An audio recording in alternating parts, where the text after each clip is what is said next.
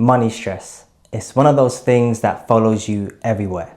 It's there when you wake up, it's there when you sleep, it's there when the notification goes off on your phone from your bank. And especially if you're Muslim, it could even be more stressful because you're not just trying to figure out money, you're trying to figure out money the right way, without crossing the lines you know you shouldn't cross. But now what if I told you there is a blueprint to fix all of this? Not some overnight get rich quick scheme, not some guru selling you some course. An actual step-by-step plan that if you follow correctly could completely transform your financial situation in 6 months. Now I'm going to be completely real with you. It's going to be difficult and it isn't going to be easy. Some of these steps are going to require you to swallow your pride and be uncomfortable. But not doing those things is exactly why some people can never get out of the rut that they're in. Now this plan is broken down month by month, but it doesn't have to be a 6-month plan for you. It could be 8 months, it could be a year, it could be even 2 years, depending on what financial situation you're in. The point isn't the timeline, it's the order of steps. Just a disclaimer, this video isn't financial advice, and also it was inspired by Nisha from YouTube. Month 1 is face your numbers. One of the biggest problems stopping people from making financial progress is not knowing where their money is going. Now this is going to be the foundational step, so you need to get this right. You need to sit down and do a full financial audit with your life. That means looking at all your bank accounts, seeing how much income you make every single month, and list every single expenditure you have. I know it's uncomfortable and some of you probably haven't opened up your banking app because you're scared of what you're going to see, but that's exactly why you need to do it. Write down your total salary that you get and any other additional income that you get, and list down all your expenditure. That means all your subscriptions, all your little additional takeouts that you get, every single thing. Probably look at it for the last 3 months and you can see on average what you typically spend. A lot of people walk around with this vague sense of money being tight, but they never actually face the facts. They guess, they might say, oh, I spend £200 on food, when in reality it could be £400. You can't budget based on vibes. You need to actually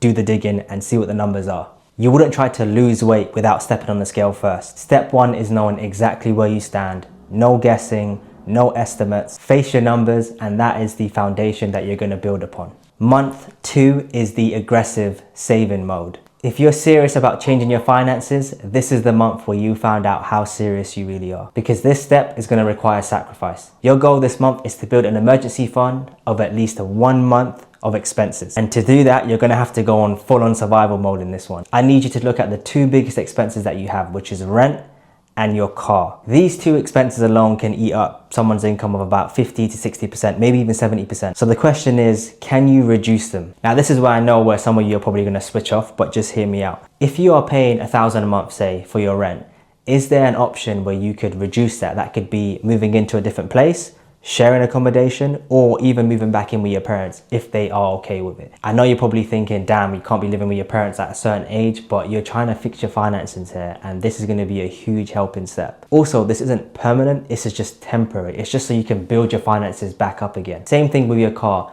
Do you actually need one, first of all? If you're living in London, there's very good transport around here, so you probably don't really need a car realistically. A lot of young people have not really sat down and done the maths on what their car is actually costing them every single month. Ask yourself, what are you actually using it for? And I know some of you are thinking, well, I need it for my parents. We're taking our parents to hospital appointments, GP appointments, moving them around because of bad health. And that's a beautiful part of responsibility. You should be proud in doing that. But let's actually do the maths on that too. If it takes you, let's say, £20–30 on an Uber journey to get them to the appointment, and let's say £30 back, that's £60.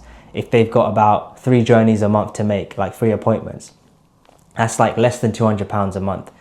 That's still cheaper than owning a car. Now the reason why I say tackle these 2 expenses first is because they're going to have the biggest impact on your expenditure. Yes, you can save the £5 coffees here and there, but if you get rid of your car, let's say, you could just save £400–500 a month. Then I want you to tackle all the other stuff like subscriptions, clothing, going out to eat. That comes after, but the main 2 I want you to focus on for now is rent and car. If you can change those, great. If you can't, then focus on the other subjects. The goal here is 1 month's expenses in an emergency fund. That's the target.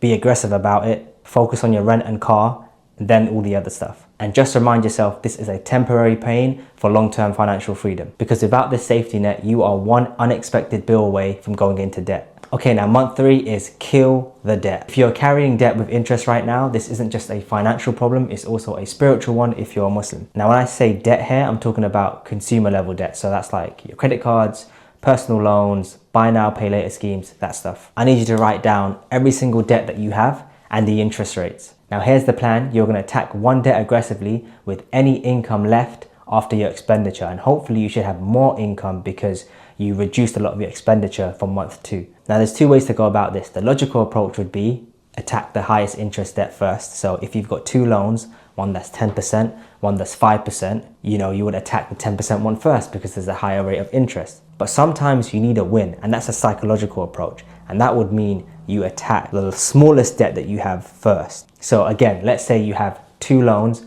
one that's 10%, one that's 5%, but the 5% loan is smaller, which means you can clear it quicker.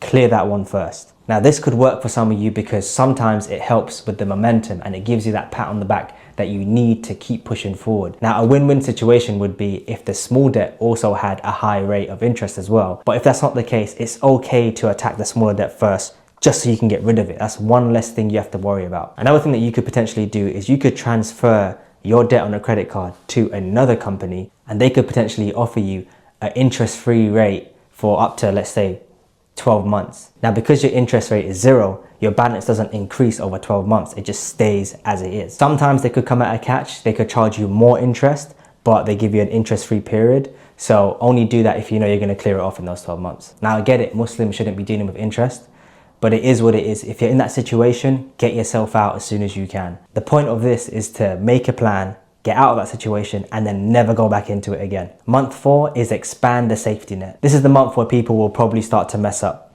They've seen some progress, they're doing great, and then they start falling back into the old habits again. By now you have an emergency fund of at least 1 month's worth of expenses, and you may have cleared 1 or 2 debts. Month 4 is about staying disciplined and pushing your emergency fund, not to just cover 1 month's worth of expenses, but 3. Because 1 month will cover a minor emergency, but 3 months can cover a crisis such as losing your job. Think about it. If you lost your job tomorrow, can you survive for 3 months without borrowing any money? That's the level of security I want you to build. Don't inflate your lifestyle just because things are getting a bit easier. Keep it exactly the same. It's a bit like someone who just started working out.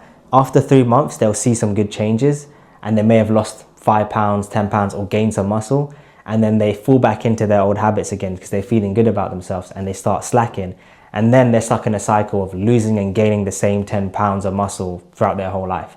If you push past that 3 months process and you continue to work out for a year, 2 years, you see insane progress. And that's what you could do with your finances right now. Month 5 is earn more, spend the same. You can only cut your expenses by so much. Eventually you need to get to a point where you're bringing in more income. So this month you're going to focus on increasing your income. And I'm not talking about a random side hustle you thought of about 2 a.m. with your mates. Focus what you got on in your career right now. When was the last time you asked for a pay rise? Are there any promotions going at your work? Are you a good fit for it? If so, speak up, make it clear to your manager that you want that promotion. A lot of people make this mistake of not being very direct with what they want. And it's fine to tell your manager that, hey, you want to move up. Can you tell me what I need to do to get to that position? And if they're a good manager, they will tell you, I expect someone at that position to do X, Y, Z. If you're not doing those things right now, start doing it. Now, if there is no place for promotion or pay rise in the current place that you're in, there's no harm in looking elsewhere. There's a thing called a loyalty penalty, and that is real. That's where companies will pay a new hire more than someone who's been there for years. That's just, it is what it is. You can be that new person that a company hires and they increase your salary by like 30%. You could be one of those people. And if you think you're not good enough, trust me, that's how everyone feels when they're applying to a new job that's probably more senior than where they're at. I felt the exact same way when I got promoted to a manager. I had no idea how to really manage people because I've done some of it, but I didn't think I was a great manager. But you learn to get better. Now, when you get this increase in pay, everything else needs to stay the same. Again, lifestyle inflation doesn't exist here. You don't have space to do any of that. Everything stays the exact same.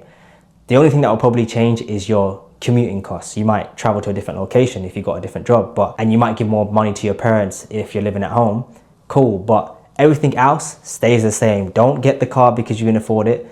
Don't move out because you want to move out for the sake of moving out. If you can stay at home for longer, do it. Keep stacking up your money. With that extra cash, you can use to pay off any additional debt that you have or increase your emergency fund to maybe 6 months. Month 6 is investing in yourself. Now, hopefully by now you have more disposable income because your expenditure has been kept really low. You've got that emergency fund for any emergencies. you could probably go maybe 6 months if you didn't have a job and still be fine. That's a great position to be in. Now, any additional income you get, you want to probably put that in some sort of investment. Those investments will compound over time so that when you retire, you have a decent amount of cash at the end of it. Here's some additional tips when you're in this stage. As a Muslim, you want to invest in Sharia compliant funds, right? You don't want to invest in anything that isn't Sharia compliant. Now it's more easier to do than it was like 20 years ago. You've got apps that do it all for you, like Wahid Invest. Also, if you want to increase, let's say you want a bit more cash in terms of emergency savings, because maybe you grew up with like a relationship with money where you're constantly scared you might lose it and you want to have more cash on you, that's fine. But I would recommend that you keep a small amount of that in an easy access fund that you can just literally withdraw whenever you want. But the majority of that should sit in a halal savers account if you're a Muslim. That means rather than giving you interest, it gives you a profit share. I have about 5 grand that I keep in like an easy access account, doesn't pay me any interest. And then I have about 15 grand in a halal savers account, and that pays me about 3% of a profit share every single month. And so, yeah, it's not a lot of money, but it's still increasing over time. The reason why you do that is because there's something called inflation. To keep it simple is that the value of money changes over time, right? So let's say you have £100 this year, it might not be worth £100 the next year. It might be worth £98 next year. So you want your income to kind of grow in line with inflation. There are a bunch of halal savers out there. Do your research, find some. I can make a video on that if you want separately. You could also invest in yourself right now, and maybe you want to increase certain skills that you have that might get you the promotion quicker or might allow you to do a career switch and like jump into tech or AI. This is a good time to do it. Now you've got a good foundation. So that's the plan, 6 months, 6 steps. Again, it doesn't have to be done in 6 months. It could take longer. So adjust this plan depending on where you are. Anyway, that's all I have for this video, and catch you in the next one. Peace.